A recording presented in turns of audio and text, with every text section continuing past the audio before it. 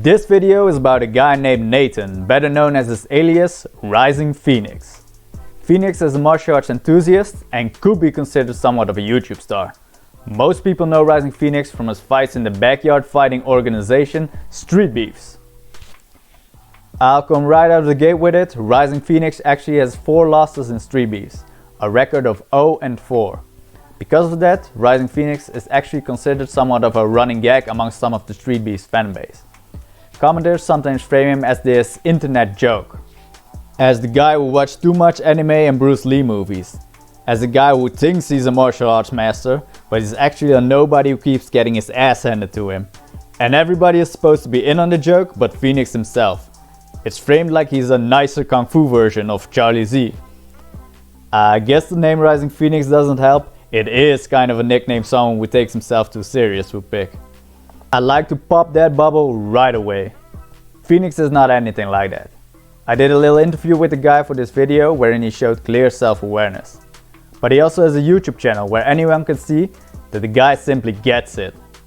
He cracks jokes about how badly he gets his ass kicked, he's self-deprecating in his videos, and he's 100% aware some of his ideas are a little out there. He knows he's not God's gift to martial arts, but the guy gives it his all trying to materialize the ideas he has in his head anyway. The guy definitely has his ego in check for the most part, and he's pleasant to talk to. He's a chill guy. If I had to describe his personality, I guess I would say he's quirky but very positive. A bit of a geek, but one of those cooler smart ones. Definitely an intelligent guy who seems to ponder over complicated abstract concepts in his head. Of course, it's possible to be a self-aware nice guy and still be a terrible fighter at the same time. So I want to get into Rising Phoenix's fighting career. And if I want to bring a fair perspective to you guys, I really have to start at the very beginning. Let's talk about the viability of martial arts. Martial arts are as old as the first humans who wrestled over the last slab of meat. Throughout history, all over the world, different kinds of martial arts have sprouted, evolved and flourished. When the world became more connected, people started wondering which one of these martial arts was actually the most effective. What kind of martial artist would win in a real fight? Which martial arts is the most viable for actual hand-to-hand combat?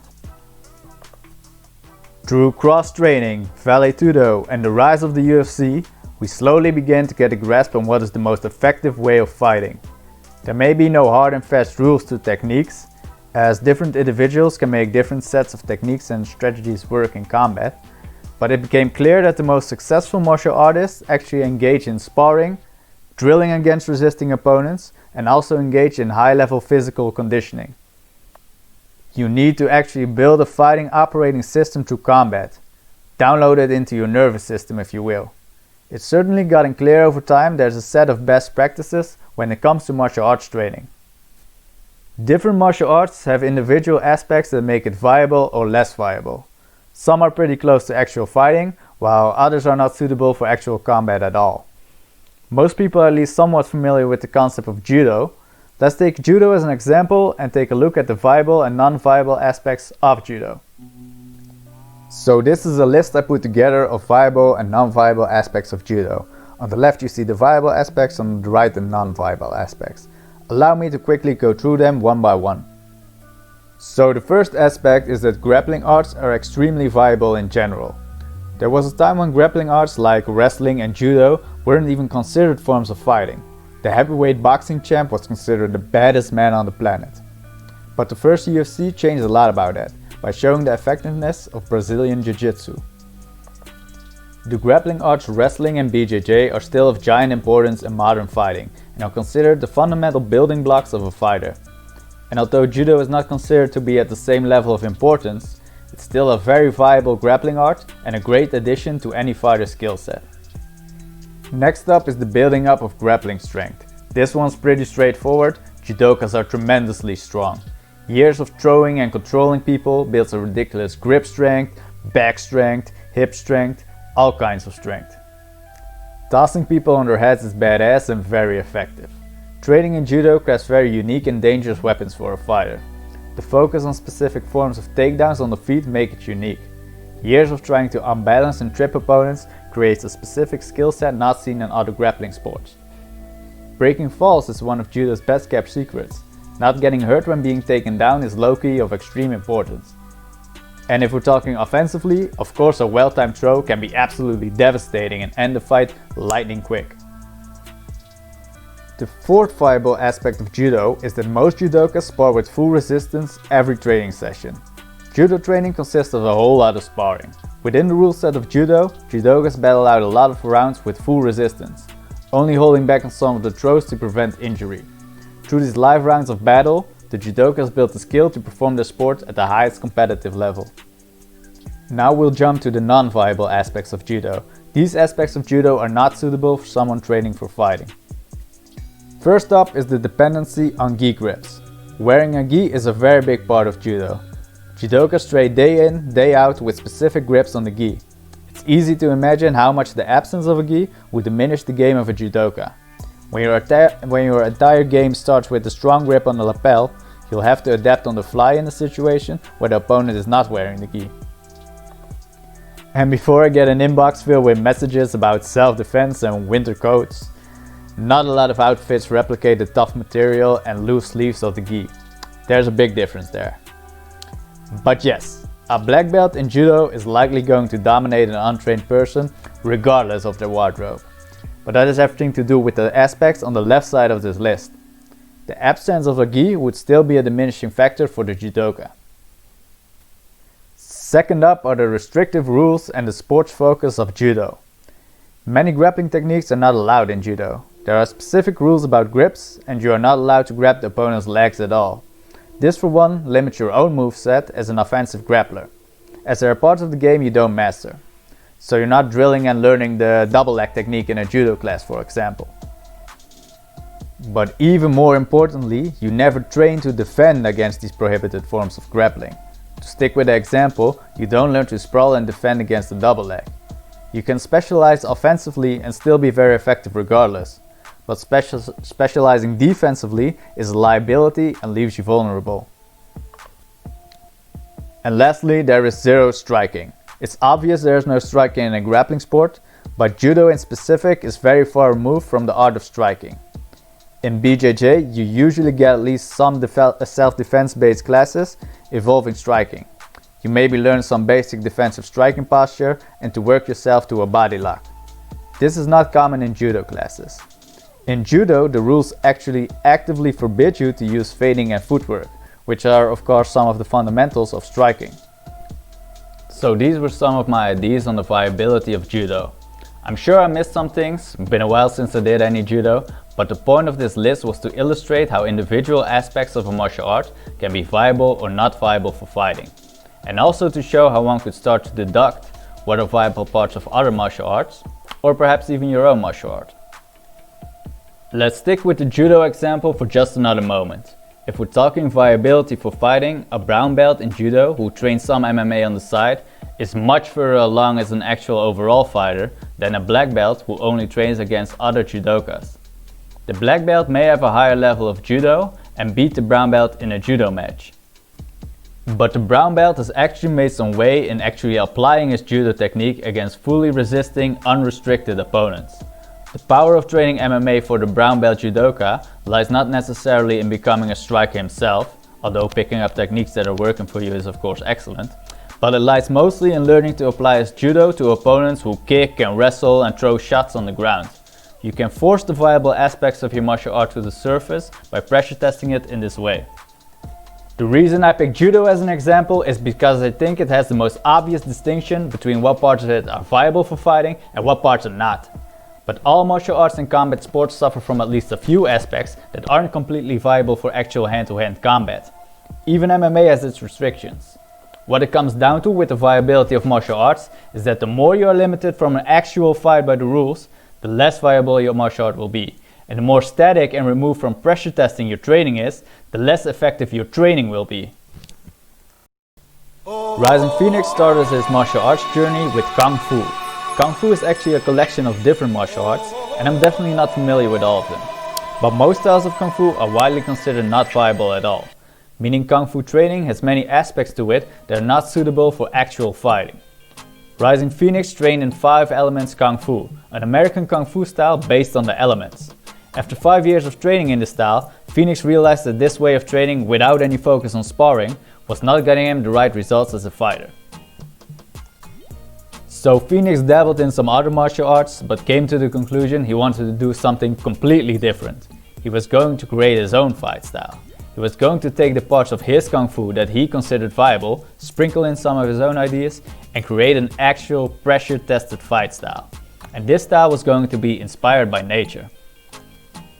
Just like how kung fu takes inspiration from the movements of the tiger or the crane, Phoenix was going to try to take inspiration from the movements of an electron around an atom. He was going to build a style incorporating quantum mechanics in human movement.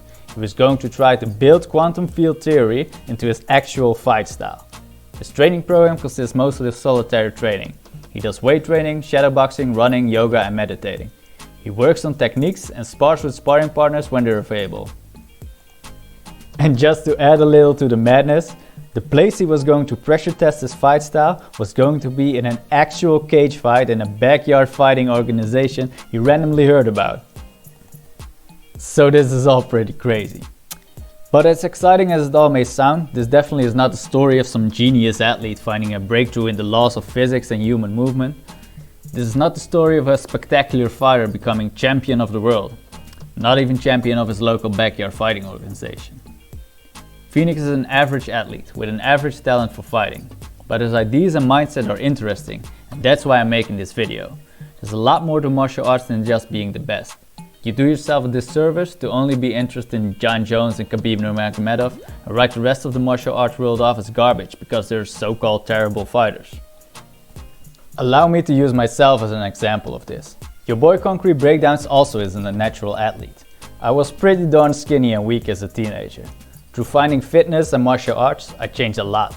I changed a lot physically and I changed a lot mentally. I learned how much physical health affects your mental health and also how physical strength is linked to mental strength. And I don't quite have the talent to be a successful professional prize fighter. But everything I gained through my own journey in martial arts is very valuable to me. I function better as a person in fields that don't have anything to do with fighting or physicality at all thanks to fighting. And I don't want to go on a tangent about myself or the many benefits of martial arts, but because of my own experiences, I love seeing other martial artists progress. What I find interesting in Phoenix's journey is his progress and not so much whether he is the best fighter in his organization. Phoenix used to be a heavier guy, suffering from anxiety and ADHD. The guy started up training, pushed himself as hard as he possibly could, and found out that not only his weight went down, but also his anxiety. And now he's taking on the tremendous challenge of actually fighting people who train to fight. That's pretty inspiring, at least to me. If you look at Phoenix from that perspective, instead of comparing him to whoever, you might not only enjoy the guy's fights more, but actually learn something from him. Phoenix has broken down the pressure testing of his style into segments that he calls experiments. These experiments are meant to put his quantum mechanic fight style to the test. He signs up for a fight at Street Beefs and tries to get as much information out of the experiment as he can. Allow me to take you on a little adventure through the extraordinary experiments of Rising Phoenix.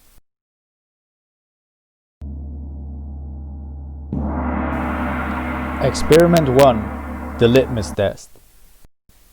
So the idea of the litmus test was basically getting the feel of a real-time fight, measuring where Phoenix himself was at and where his opponents stand relative to him.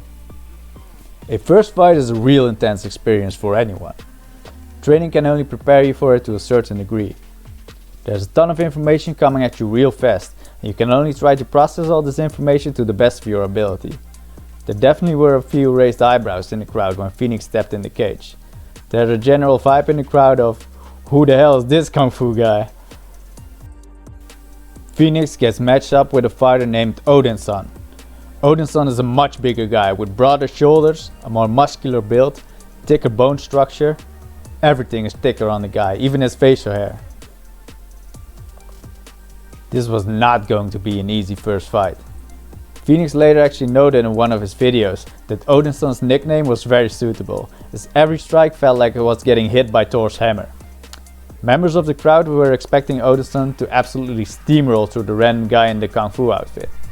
But these people were in for a surprise. Let's go over some of Phoenix's work in this fight.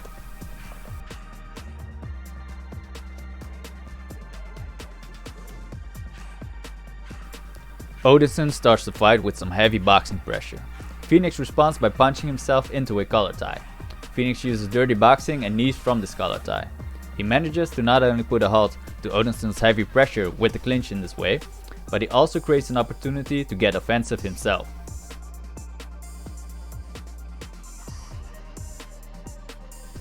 Here Phoenix performs a devastating elbow with a spin. Note that it's not a spinning elbow. Odinson's left arm was occupied grabbing Phoenix's vest. Phoenix turns a foul into an opportunity as the grip on the vest ensures Odinson's is in range for the elbow. This explosive spinning technique does a good deal of damage and causes a flash knockdown on Odinson's part. This is the first glimpse the audience gets that Phoenix might actually be able to fight.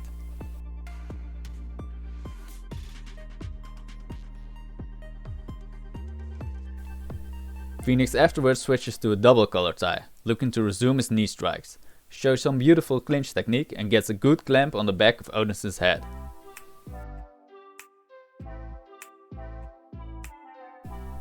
Just a little side note, Phoenix actually had a hip injury in this fight, which gave him trouble executing kicks and also knees. Phoenix actually baits Odinson here by dropping his hands. Odinson takes the bait by coming forward and jabbing, which gets countered with a wide right hand. And here's the end of the fight. Phoenix tries to recreate the success he had with the spinning attacks, but Odinson now has already seen the spins a few times and Phoenix is tired. The attacks don't have the same explosiveness and are losing their edge. Odinson proceeds to step on the gas pedal and Phoenix starts to wield under the pressure, physicality and punching power of Odinson. When the ref steps in to stop the fight, Rising Phoenix decides not to continue fighting, thereby giving the win to Odinson. Rising Phoenix shows sign of promise in this fight.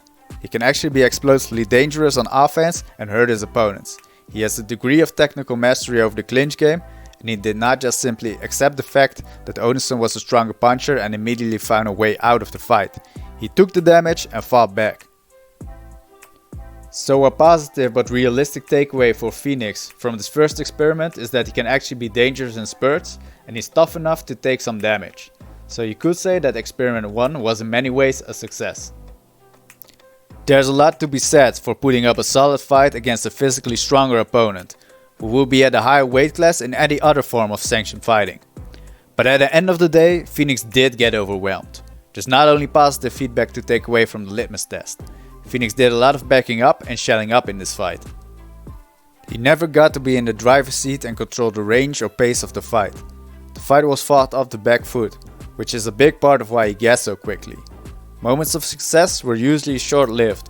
Phoenix was never really able to capitalize on his connections. Phoenix also showed a lot of missing fundamentals on the technical side. But Phoenix was going to need to grow mentally even more than technically. He realized how giving up in this fight affected him psychologically. And he also realized he did not truly have a fighter's mentality going into this fight. His next fight he was going to need to come in as a completely different fighter.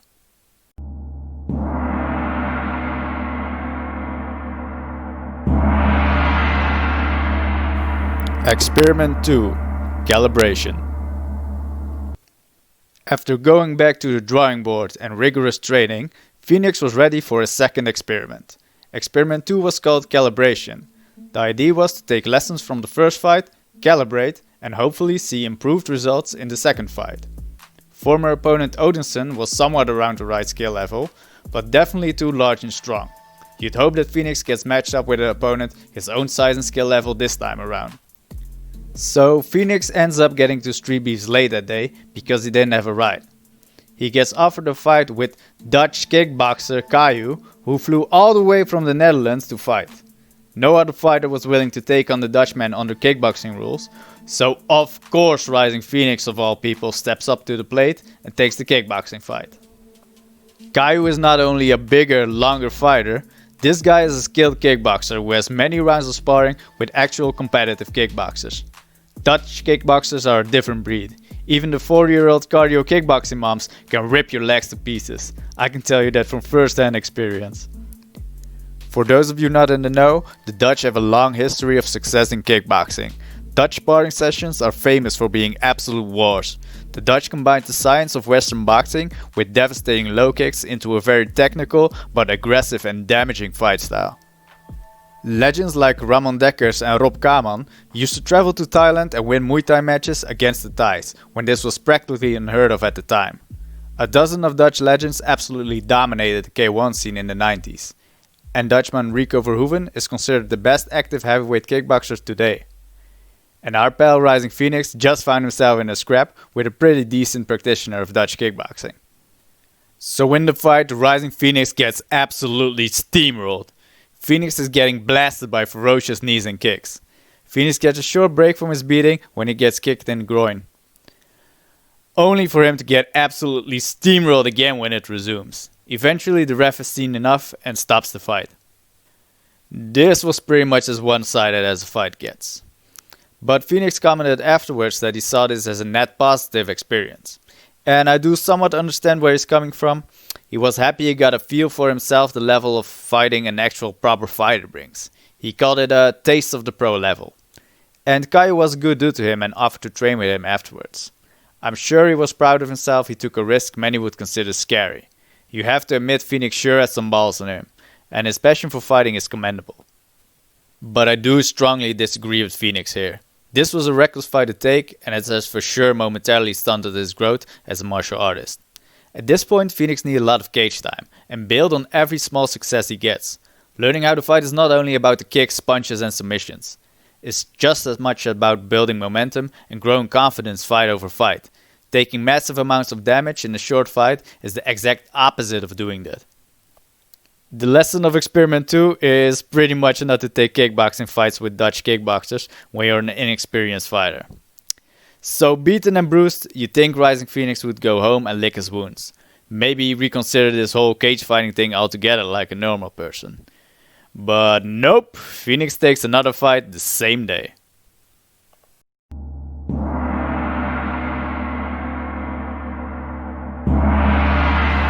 Experiment 2A. There's a lot going against Rising Phoenix in the second fight of the day. His face is bruised, his body has been battered with knees, he already had an adrenaline dump and he's exhausted. And he's still pretty much a kung fu fighter with little fight experience, fighting real backyard cage fighters. Not to mention his groin area isn't feeling all too swell. But there's some light at the end of the tunnel. His next opponent is Black Lightning. There isn't the same extreme size and skill gap in play like in Phoenix's first two fights. Black Lightning is a solid backyard fighter, but he's not a giant and also not a murderous striker. With a winning record of 2-0 at the time, he did have the edge in winning experience over Phoenix. But all things considered, on paper, this was the most competitive matchup Phoenix has had in street beefs. Phoenix pushes through the physical discomfort he's feeling and delivers a competitive fight. The fight has a much more manageable pace, so we actually get to see some more of Phoenix's fight style here. I'd like to highlight a few moments of success from Phoenix. Phoenix stops a takedown attempt by getting in a front headlock position. He throws multiple knees from this clinch position. Black Lightning took most of the shots on his guard, but there was definitely some notable force behind his knees.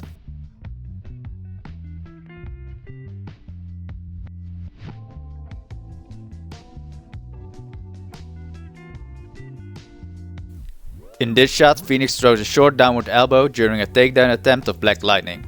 Unexpected strikes like these can really force opponents to make rush decisions during grappling exchanges.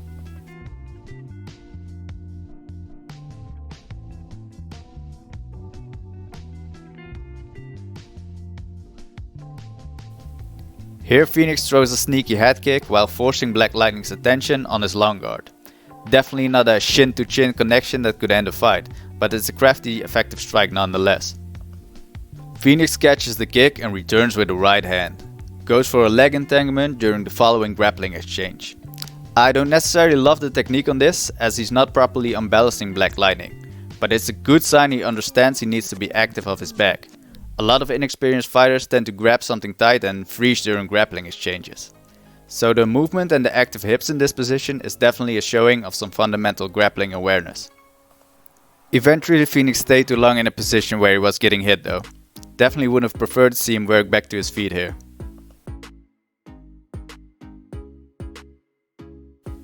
In this exchange, Phoenix enters with a knee and proceeds to throw these peculiar elbows with his arms pointed upwards.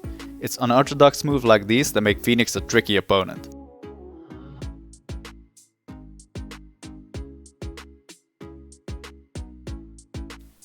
Just when you think Phoenix might have a shot at taking home a W today, Phoenix eats another nut shot. There's a break in the action, but the damage is done.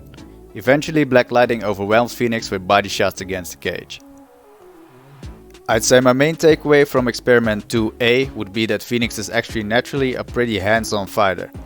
Just like in his first fight, Phoenix's most effective moments came from clinches and finding knees and elbows in the standing grappling exchanges. Also after catching kicks. There's a notable talent for grappling to striking exchanges. I'm not willing to argue that Phoenix would have won the Black Lightning fight if he did not sustain damage in his absolute beating earlier. Or that he would have won if the low blow wouldn't have happened. After all, Black Lightning had a better command of the low risk, high percentage fundamentals of fighting, like the jab, the low kick, the wrestling. There's a reason why the fundamentals are the fundamentals, and it's clear they're lacking in Phoenix's game. But it has to be said that Phoenix can take a tremendous beating, and he finds a way in which he can be dangerous in fights. He just might have found a way to turn the tides of the fight if his body was less damaged. If not win the fight, he could have probably at least prevented another demoralizing stoppage. But Phoenix doesn't even consider giving up after this loss. And I'm thinking at this point, surely in his next fight there won't be any additional circumstances. Surely next time he'll fight a guy his own size, with a beginner skill set, without any fouls or weirdness.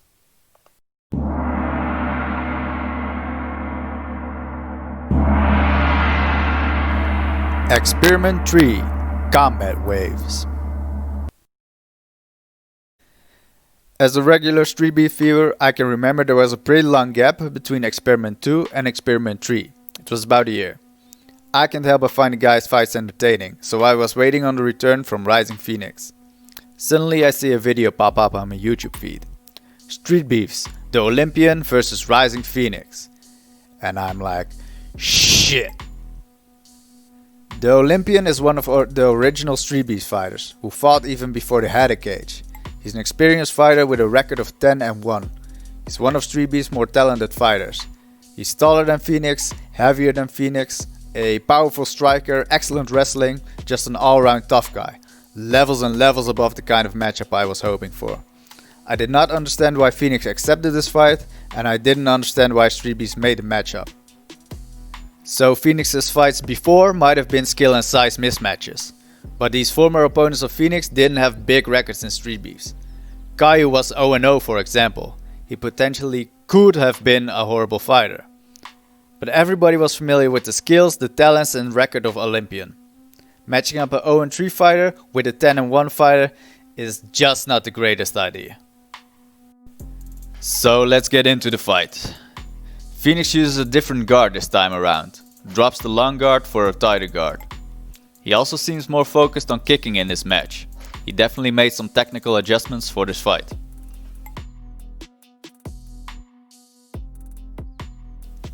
Phoenix usually gets off his best shots from inside clinch positions.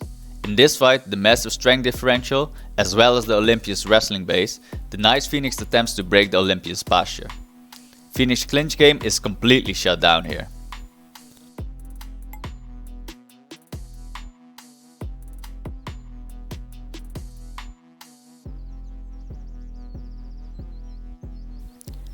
Phoenix gets hit with a nasty knee from the clinch.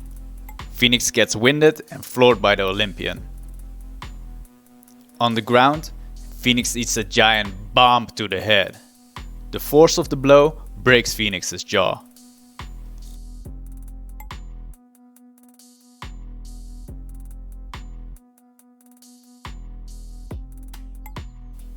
The video ends with Phoenix laying almost lifeless on the ground, covering his head.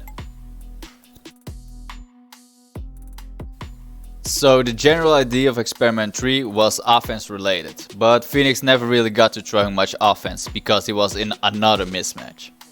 Of course, sustaining a very serious injury like a broken jaw is very unfortunate. Facial injuries are scary in general. It's hard to eat and it also limits your ability to train for a long time. Phoenix's matchups have been out of his league. And on top of that, he has had some circumstances that made these hard fights even harder. But at this point you can't add all these losses up as bad luck. Phoenix's decision making is also to blame. I enjoy Phoenix's journey to create his own viable fight style. And again, his spirit is also admirable, but the paths he's been taking limits his own growth as a martial artist. And at this point, it's also affecting his health. If I was in Phoenix's circle, I'd give him the following advice. Get a manager. Not a literal professional manager you have to pay, but someone who can speak on your behalf with the guys at Street Beefs. At this point there's a clear pattern where Phoenix keeps leaping into fights he has no business being in. It's a good attribute to have courage, it's nice not to be limited by fear, but Johnny Knoxville also showed big balls when he fought Butterbean in that old Jackass episode. As far as I understand, it's not Phoenix's goal to reboot the Jackass franchise, but to flourish his own martial art ideas. I definitely recommend bringing someone to the yard who has your best interest at heart, in both your health and your martial arts quest. Phoenix could easily be like a 5-2 fighter in Street Beefs at this point. And it's not the winning record that's important, but the experience of rounds fighting against suitable opponents. I enjoy the journey he's on, so let's hope the Olympian fight was the last of these Jackass-esque fights. There's a lesson about the balance between bravery and stupidity in this situation. Phoenix's videos pull good numbers for Street Beefs, so it shouldn't be impossible to have a little pull on the decisions of your opponent. Just get someone to fix you a decent fight from now on, alright? Sign up at a Muay Thai gym. So Phoenix is trying to create a fight style all on his own and is doing most of his training by himself. Phoenix has actually mentioned both Anderson Silva and Tony Ferguson before as guys who utilize Kung Fu techniques and other unorthodox techniques in their fight styles. And it's true that both these fighters have been very effective at utilizing unorthodox techniques at the highest level of mixed martial arts. That's incredibly interesting and it's a window into everything that's possible within martial arts. But it's important to realize that both these guys have built their unorthodox games on top of their understanding of orthodox fighting fundamentals. You put Anderson Silva in a kickboxing fight where he's only allowed to throw 1-2s and leg kicks, he's still beating the snot out of most opponents. They have forged a certain understanding of timing, distance and physicality through sparring. And I think Phoenix should do the same. With Phoenix's success clinching, throwing knees and elbows, I definitely see how signing up at a Muay Thai gym would benefit him a lot. I wouldn't see this as conforming to what is already out there and giving up on his own style. It's mostly about having a bunch of high-level sparring partners, as well as building some tighter fundamentals, which he can later build his own game off of. It's probably more efficient to get some really unique custom-made rims on your wheels, than to try to reinvent the wheel yourself. At this point in time, Phoenix has recovered from the broken jaw. He lost a lot of weight initially, but he's pretty much back to full strength now. As you can expect at this point from the guy, the broken jaw hasn't slowed him down one bit and he's confident for his next fight. In fact, he's pretty sure his jaw is stronger now since it's reinforced with steel. He's pretty happy about the progress he's making as a martial artist. He feels the quantum field theory Kung Fu is slowly getting some results. His kicking game is improving and his martial arts mentality is, where there's a vortex or rotation, there's power. So I think that means we can expect a lot of spinning shit in his next fight. He acknowledges he's still struggling with taller and larger opponents, and that's a hole he wants to fix before he's getting back to fight at Street Beefs. At the end of the day, I think the biggest lesson we can take away as viewers from Rising Phoenix is his unstoppable drive. He does not care that people call him a joke. He's willing to take tremendous physical damage so he can live out his dreams. People may joke about the Bruce Lee anime otaku thing, but I find that funny because his mindset is pretty much just like a shonen protagonist. Nothing can budge this guy from going after his dreams. In this age where a lot of young people are afraid of being judged and are living out their hero fantasies through characters in their video games, Rising Phoenix is on his own hero's journey. And while I'm not sure if he's ever going to make a breakthrough with his quantum mechanics fight style, I'll definitely be here watching every single experiment. This was Concrete Breakdowns. Remember to like and subscribe. I'll see you on the next video.